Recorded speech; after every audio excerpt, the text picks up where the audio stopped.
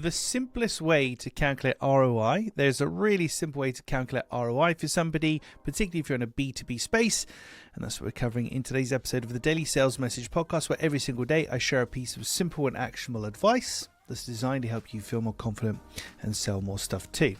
Now, for me, here at Clear Sales Message, I can take, you can probably take too, if you're dealing with a B2B, a business-to-business customer transaction, what is a sale worth to them? What is an average client value to them? Might be £1,000, might be £5,000, might be £500, who knows?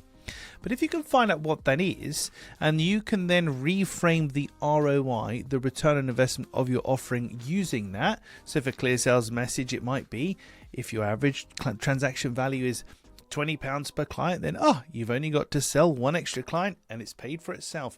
But it's this notion of return on investment, ROI, not so much on a time scale, because that can feel a bit wishy-washy and a bit difficult to come to grips with number of clients. So we've only got to sell one client or two or three or whatever to get our money back. And then we have this notion of then we're in profit. So you sell one client at £20, everything, a Clear Sales Message has been free after that. Oh, that's interesting.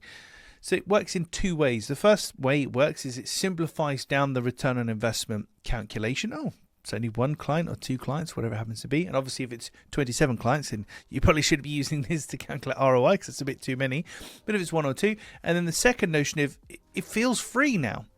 So it's paid for itself.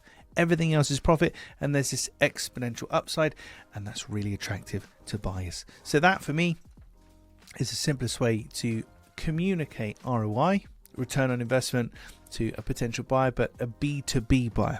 Doesn't really work for B2C. That's it for this one. I'll catch you tomorrow for another exciting edition of the Daily Sales Message.